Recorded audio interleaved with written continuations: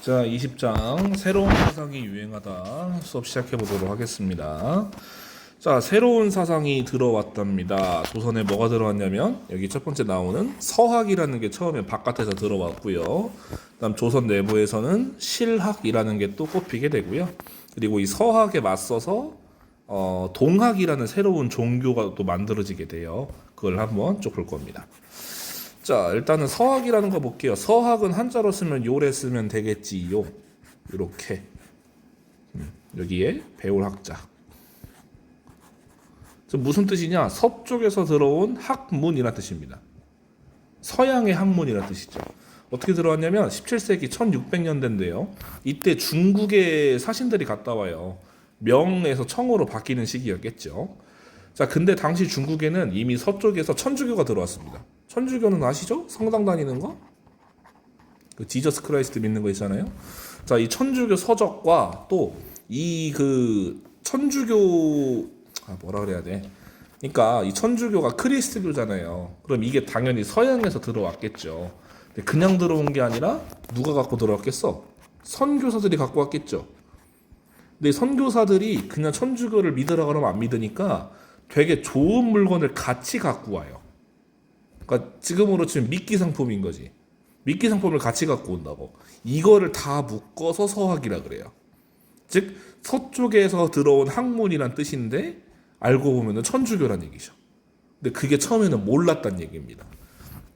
자, 그래서 이 사신들이 어이구 이 중국 갔더니 서쪽 오랑캐들이 괜찮은 걸 갖고 왔네요 하고 갖고 온 게 처음 들어와진 거예요. 그러니까 처음에는 과학기술 그런 거였단 말입니다. 그래서 조선이 과학기술 그 발달한 데 영향도 주었을 거고, 그리고 고려만국전도라고 해서 그 당시 천주교 이 선교사 중에 요양반이 있어요. 마테오 리치. 교과서에 나올 것 같은데. 마테오 리치가 아이고요, 여긴 잘 안 나오는데. 그 마테오 리치라는 사람이 만든 지도가 고려만국전도입니다. 딱 봐도 무슨 지도예요? 세계 지도죠. 그 지금 현재 쓰는 지도와 되게 흡사하게 돼 있잖아요. 근데 옛날 조선 사람들은요, 세계를 어디만 알고 있었냐? 잘 보이시나 모르겠네. 한반도 포함해서 요만큼만 알고 있었어요. 거의. 또는 많이 알아봐야 요 정도? 근데 지금 어때요? 딱 보니까 우리나라 말고 다른 나라들이 더 많네? 그리고 결정적인 거. 원래 당시 세계의 중심은 어디였어? 여기 있는 중국이었을 텐데, 그러니까 중국보다 더 큰 나라들도 있잖아요. 그래서 중국은 더 이상 세계의 중심이 아니구나라고 알게 됐다는 얘기입니다. 그게 지도가 뭐라고요? 곤여 만국 전도구요. 만든 사람이 마테오 리치입니다. 그래서 마테오 리치라는 사람이 그 천주교의 교리들이 있잖아요. 성경에 나오는 거. 그걸 중국 사람들이 알 수 있게끔 중국어로 번역을 하거든요. 그 책 이름을 천주실의라고 합니다. 그래서 쉽게 말하면 성경을 한자로 바꾼 거라 보면 됩니다. 또 알기 쉽게 해석되는 거예요. 그래서 이 천주실의도 우리나라로 같이 들어오면서 천주교가 널리 퍼지게 된 영향도 있습니다. 하여튼 그게 서학이었다. 근데 아직까지는 이게 천주교인 건 잘 모르는 시기였던 얘기입니다. 자, 그 다음에 이제 서학으로 가볼 건데요. 실학으로 가볼 건데요. 실학은요, 간단히 말해서 실용적인 학문이라는 뜻입니다. 왜? 원래 조선의 사상은 하나밖에 없잖아요. 뭐 성리학. 근데 이 성리학이라는 게 보게 되면 자꾸 아까라고 그러네. 방금 녹화하고 왔는데 전장에 나오는 상품화폐 경제가 활성화되고 신분 질서가 바뀌고 향촌 지배 질서가 바뀌는 거에 대응을 했냐고요. 못했잖아요. 이미 옛날에 만들어진 학문인데 발전이 없었지 않습니까? 그래서 이 사회가 발전하기 위해서는 성리학 말고 뭐가 필요하다? 좀 더 실용적인 게 필요하지 않을까 해서 들어왔던 거예요. 들어왔다기보다 만들어진 거죠. 그리고 사실요, 이 실학이란 단어 앞에 몇 글자를 더 넣어줘야 되거든요. 뭘 넣어야 되냐면 조선 후기의 실학이라는 표현을 꼭 넣어줘야 됩니다. 왜냐하면 이 실학이라는 표현은 고려 말기에도 사용될 수가 있어요. 왜? 고려 말기에도 성리학이 실학이었거든요. 그 사람들 입장에서는. 그래서 혼동하지 않기 위해서는 조선 후기의 신학이라고 꼭꼭 얘기를 해주시기 바라겠습니다. 한번 테스트 해볼 거요. 자, 그러면 당시 사회를 바꿔야 될 만한 그런 것들이 있었겠죠. 그래서 두 가지로 나눠볼 건데, 농업 중심 개혁론하고요, 상공업 중심 개혁론을 나눠볼 겁니다. 여기 되게 중요해요. 자, 농업 중심 뭐냐? 당시 농촌 사회가 굉장히 불안정했잖아요. 왜? 광작 때문에 자꾸 땅 뺏기고 그런 게 막, 그러니까 땅 때문에 문제였잖아요. 그 땅 때문에 문제가 나니까 그 땅과 관련된 제도, 즉 토지 제도를 어떻게 하자, 개혁하자라고 얘기했던 사람들이에요. 첫 번째는 유형원인데요. 유형원은 뭐 하냐? 바로 신분의 차등을 줘서 일정한 면적의 땅을 나눠주자라고 얘기했습니다. 즉 땅을 많이 갖고 적게 갖고를 좀 줄이자라고 했던 거죠. 그래서 이거를 어려운 말로 균전론이라고 해요. 근데 한계가 있어. 아니, 줄 거면 다 똑같이 줘야지 왜 이거에 따라 줘? 신분 차등을 했다는 거. 요거는 조금 한계점으로 지적이 됩니다. 그 다음은 누구냐? 이익입니다. 이익이 아니고 이익이에요. 자, 이익은 뭐 하냐면 백성들이 자꾸 땅을 잃어버리지 않냐 그 얘기야. 그래서 자기의 삶을 이뤄나갈 수 있는 최소한의 땅을 만들어주자라고 얘기합니다. 그래서 최소한의 땅을 영업전이라 그래요. 이 영업전을 설정을 해주고 그 영업전만큼은 절대 팔 수 없게 하자라고 하는 겁니다. 즉 이거는 한전론인데요. 제한한다. 그래서 즉 이거는 토지 소유의 하한선을 지정해 주는 거예요. 최소 이만큼은 갖고 있어야 돼라고 규정을 하는 거죠. 그게 이익이고요. 자, 정약용은 뭐 다들 아실 텐데 이 아저씨는 올라운더예요. 여기도 들어가요. 근데 이 사람은 땅과 관련돼서 뭐라 그랬냐면 약간 그 사회주의, 공산주의 느낌인데 땅을 같이 소유하고 가꾸면 누가 많이 갖고 적게 갖고 싸울 필요가 없지 않냐 그 얘기를 합니다. 그래서 이거를 뭐라 그러냐? 정전제라고 합니다. 사실 이거 옛날에 나왔던 얘기거든요. 이 뭐냐면 정자가 우물정자예요. 이렇게 쓰는 거. 그럼 땅이 이렇게 있다 치면 9등분이 가능하죠. 즉 땅을 9개로 나누고 가운데 땅을 이거는 같이 경작하자 그러는 겁니다. 그래서 이 가운데 땅을 가지고 세금을 냅시다. 나머지는 각자 가꾸고. 이게 정전제인데 이거는 중국에서 거의 한 2000년 전에 만들어 놓은 거예요. 2000년 넘어갔나? 2000년 좀 안 되게끔 갈 수 있겠네요. 중국 주나라에서 쓰던 방법인데 그거를 갖고 오자고 말한 사람이 정약용입니다. 자, 상공업 갈게요. 상공업은 뭐냐면 간단해요. 혹시 북학론 기억나실까요? 북학론. 북쪽의 거를 배워야 된다는 얘기죠. 즉 북쪽은 어딘데요? 청나라잖아요. 즉 청나라 문물을 어떻게 하자? 받아들이자라고 했던 게 요 상공업 중심 개혁론입니다. 또 옛날에 조선 같은 경우에 농사만 중요시하지 않았냐. 근데 지금 사회는 어때요? 물건을 만들고 파는 것도 중요시해야 된다라고 해서 이것도 키우자라고 했던 겁니다. 자, 첫 번째 유수원이라는 사람은 뭐의 평등? 직업의 평등 얘기예요. 자꾸 아까라 그러네. 지금 수업 세 타임을 연달아 찍고 있거든요. 직업이 옛날 사람들은 사농공상이라 그래서 선비, 농사꾼, 상공업자, 그리고 수공업자, 상인 이 순서로 간다 믿었어요. 즉 상인이 가장 천하다라고 믿었다고요. 그러니까 이런 의식을 없애자란 얘기야. 그게 직업의 평등입니다. 그 다음은 기술혁신과 문벌제도 폐지를 주장했습니다. 이게 급진적이죠. 이 사람이 바로 홍대용이에요. 그 다음에 수레, 선박, 화폐 유통을 잘해야 된다라고 한 사람은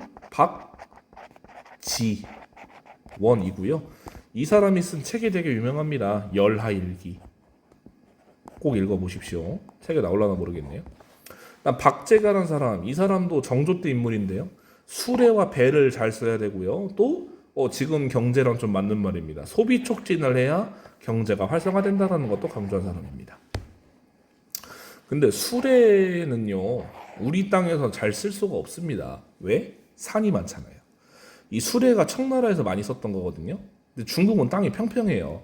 이건 좀 한계가 있었겠지만은 그래도 중국이 이렇게 해서 많은 물건을 한 번에 잘 옮기니까 우리도 좀 방법을 알 수 있지 않을까? 뭐 얘기했던 좀 깨어있던 사람들이라 보시면 되겠습니다. 그 다음에 이제 국학이라 그래서요. 우리나라와 관련된 것들 있잖아요. 우리 한반도의 역사, 지리, 언어학 이런 게 또 발달하는 시기가 요 시기예요. 특히 역사에서 좀 보실 만한 게 있는데요. 누구냐면 유득공이라는 사람이 나옵니다. 들어보셨나 모르겠어요. 우리 그 역사 시대 구분할 때요. 옛날에 그 부족연맹 국가, 그 다음이 삼국시대, 그 다음이 무슨 시대라 그랬어요? 통일신라도 맞지만 북쪽에 발해하고 남쪽에 신라가 있다 그래서 남북국시대라 불렀잖아요. 이 용어를 만든 게 유득공이에요. 유득공의 무슨 책? 발해고라는 책에서 처음 얘기했습니다. 즉 뭐냐면 발해라는 나라 역사를 우리 역사로 편입했던 사람이 유득공이에요. 좀 중요합니다. 자, 예언사상입니다. 예언이라는 게 뭡니까? 예언은 미래를 점치는 거잖아요. 미래에 이런 일이 있을 거다. 근데 이런 예언이 판칠 때는 공통점이 있어요. 살기 힘들 때 예언이 만연합니다. 뭔가 사회가 암울할 때. 그러니까 예언이라는 게 희망을 주는 거잖아요. 이 개 같은 사회가 망하고 어떻게 된다.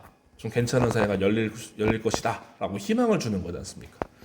자, 그래서 당시는 지배층들이 백성을 굉장히 수탈도 많이 했고, 또 그 숙종 때 경신대기근이라 그래서 엄청나게 큰 기근이 또 겹쳐요.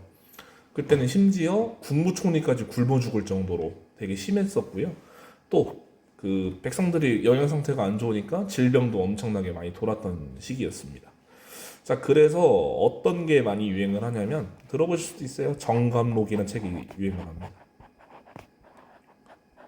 정감록과 도참설이라 그래서요. 약간 예언 비슷한 게 있어요. 유교랑 예언 섞은 거. 그런 게 되게 유행을 하게 되고요. 그리고 미륵신앙이 유행합니다. 미륵이 누구냐면요. 부처의 한 종류인데요. 이 사람은 아직 세상에 내려오지 않았어요. 근데 언제 내려오냐? 뭐 말이 좀 많은데 몇 억 년 뒤에 내려온다고 하는데 하여튼 중요한 건 뭐냐면 미륵이라는 사람이 내려와서 세상을 한번 갈아 엎어준대요. 즉 이 힘든 시기를 끝내주는 사람이 미륵이라는 얘기입니다. 그래서 이런 거를 믿었던 거고요. 정감록을 좀 빼먹었는데 정감록은요 그 중요한 내용 중에 십승지라는 게 나와요. 뭐냐면 이런 큰 재난 같은 게 또 닥칠 텐데 전국에 10군데 장소를 꼽아요. 그 장소로 가면 살 수 있다 이렇게 얘기합니다. 하여튼 정감록이라는 책도 유명합니다. 그래서 이런 예언 사상들은 뭐냐 어떻게 보면 하나의 낭설이잖아요. 근데 그 당시 사람들은 되게 깊게 믿었나 봐요. 그래서 1800년대가는 사회 변혁 운동이 시작되는데 거기에 사람들이 갖고 있던 사상적 배경이 됐답니다. 다음 천주교 갑시다. 천주교 아까 나왔었어요. 여기 있죠, 서학. 자, 사람들은 원래 서학이 들어왔을 때는 뭐라고? 하나의 학문이구나 라고 믿었다고요. 근데 이걸 뒤집어 보니까 요점은 뭐였어? 종교였잖아요. 그걸 사람들이 이제 인식을 한 거예요. 이걸 누가 처음에 알아냈냐? 남인 계열의 실학자들이 처음으로 신앙으로서 믿게 됩니다. 그게 누구냐? 이 아저씨예요.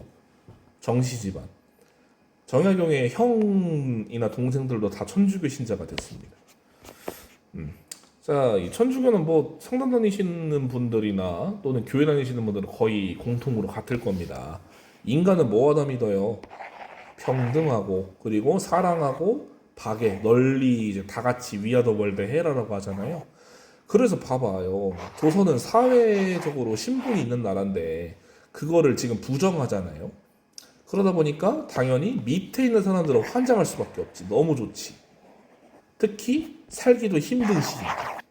그래서 천주교가 막 퍼지게 되는 겁니다. 자, 그리고 교회나 성당 다니시는 분도 알 거예요. 제사 지내나요? 특히 교회 같은 경우에 안 지내죠. 근데 유교에서는 제사를 지내야 된다고 얘기하잖아요. 제사가 뭐 하는 건데요? 조상신한테 음식을 바치고 감사를 표시하는 거잖아요. 본인들의 존재를 나타내줘서 감사하다고.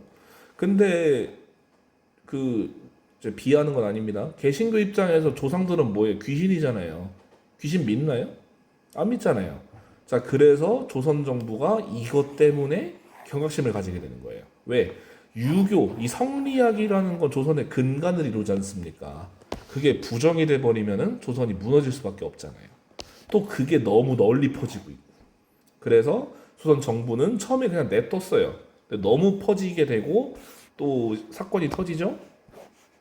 진산 사건이라 그래서요. 윤지충이라는 사람이 뭐 하냐면 그 제사 지낼 때 보면 그 상 앞에 지방 같은 거 써놓죠. 종이다가 랄랄랄 써놓고 또는 이렇게 지붕 같은 거 씌워놓고. 근데 이거를 어려운 말로 신위라 하거든요. 그러니까 이게 조상님이라 믿는 건데 이 조상님의 신위를 불태워버린 사건이 일어나요. 지금 입장에서 뭐 별거 아닌데 옛날 입장에서는 OMG 그 자체였죠. 이런 전례가 없었는데. 그래서 윤지충을 포함한 그 집안 사람들이 몰살당합니다. 그러고 나서 조선이 본격적으로 천주교를 때려잡기 시작해요. 어느 특정 종교를 못 살게 구는 거를 박해한다라고 하잖아요. 그래서 이제 천주교를 요사스러운 종교다, 사교로 규정하고 박해하기 시작합니다. 자, 근데 이 천주교가 퍼지는 거에 대해서 경각심을 또 갖고 있던 사람들이 있습니다. 누구냐? 이런 사람들인데요. 이 사람들은요, 천주교가 이제 서학이었잖아요. 이 서학에 반대해서 우리만의 것을 중시하는 사람들이 있었던 얘기입니다. 그 사람들은 동학이라는 종교를 또 새롭게 만들죠. 1860년에 뭐 비교적 얼마 안 된 종교입니다. 누가 만들었냐? 경주 출신의 몰락양반이었던 최재우란 사람이 처음 만듭니다. 자, 그래서 서학 뭐 동학은요, 서학에 들어가는 요소도 있고 뭐 유교, 불교, 도교 뭐 다 짬뽕돼 있어요. 즉 우리한테 있었던 거는 다 섞은 거예요. 그래서 우리만의 것을 강조했던 그런 종교라 보시면 돼요. 자, 교리는 뭐가 있냐? 두 가지만 아시면 돼요. 인내천이라는 거랑 그다음에 후천개벽이라는 것만 아시면 됩니다. 자, 밑으로 좀 가볼게요. 기본 교리 첫 번째 인내천은 무슨 뜻이냐? 풀어보면 됩니다. 사람은 곧 뭐다? 하늘이다. 그러니까 사람 개개인을 중요시하게 여겨라 그런 뜻이고요. 다음 후천개벽은 뭐냐? 이 사람 백성들이 좋아할 만한 내용이에요. 지금 사회가 좋아 나빠? 나쁘죠? 즉 후천개벽은 뭐가 열린다? 새로운 세상이 열린다.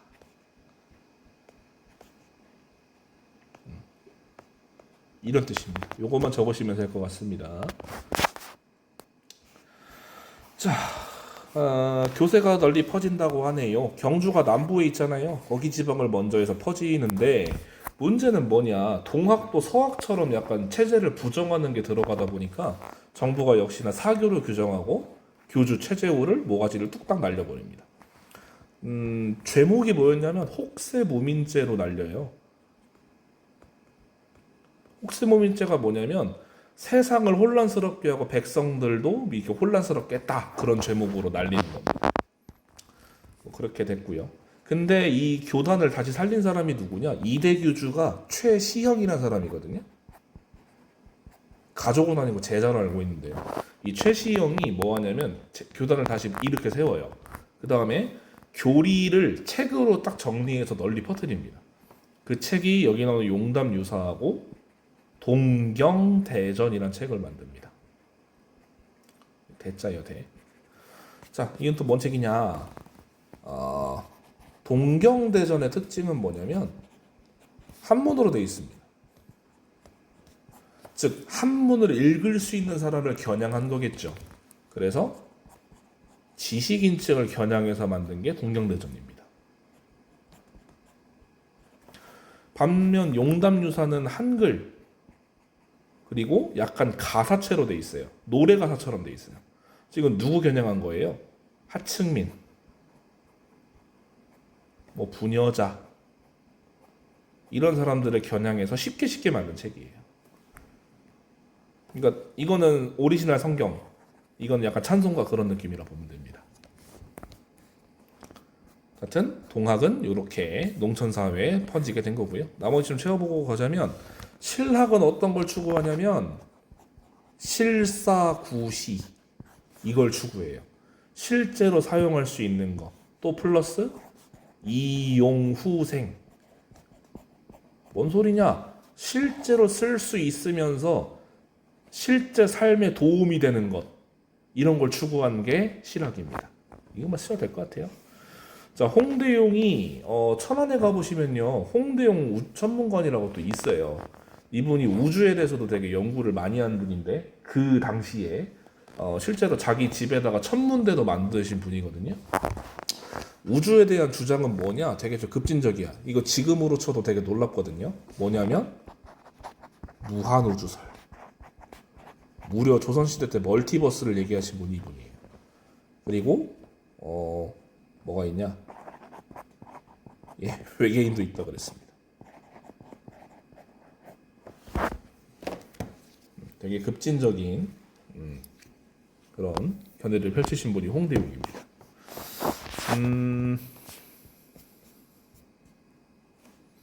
또 홍대용은 아까 뭐 나왔다고는 여기 있다.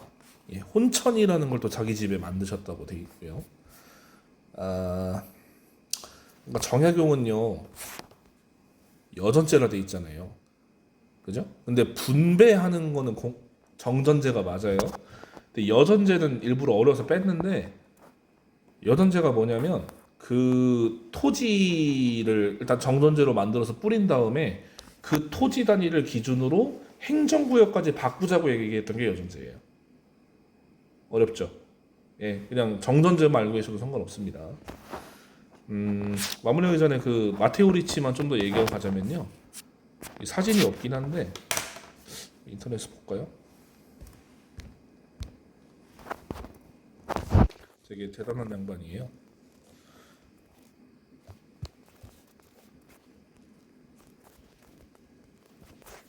예, 이렇게 생기신 분인데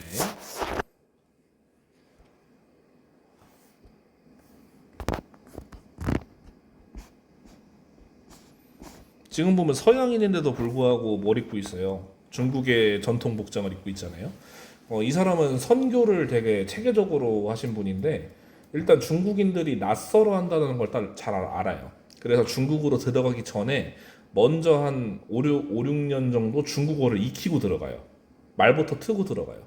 그 다음에 중국인의 문화를 직접 받아들여요. 예. 그러면 중국인들은 문화가 같으면 배척하지 않는다라는 걸 알게 됩니다. 그리고 가서 바로 천주교 얘기를 하기보다는 아까 말했잖아요. 지도 만들어서 보여주고 뭐 서양의 기술 같은 거 소개해주고 그러면서 이제 슬쩍 천주교 얘기를 섞기 시작하는 거예요. 그래서 되게 유명한 분입니다. 이게 그 얘기했던 세계 지도죠. 여기 보이시죠? 태엽식 자명종으로 황제의 관심을 끌었답니다. 오. 그러니까 중국 사람들이 신기해할 만한 기술 같은 거를 미끼로 가져간 거죠. 그래서 무려 북경의 천주당, 그러니까 성당이에요. 이거를 건립하는데 허가까지 바라는 사람이 이 사람입니다. 보이죠? 적응주의라고. 그래서 서광계란 사람하고 되게 잘 친해졌다고 돼 있어요. 그래서 서광계란 사람하고 같이 천주교도 번역도 하고 했다고 알고 계시면 되겠습니다.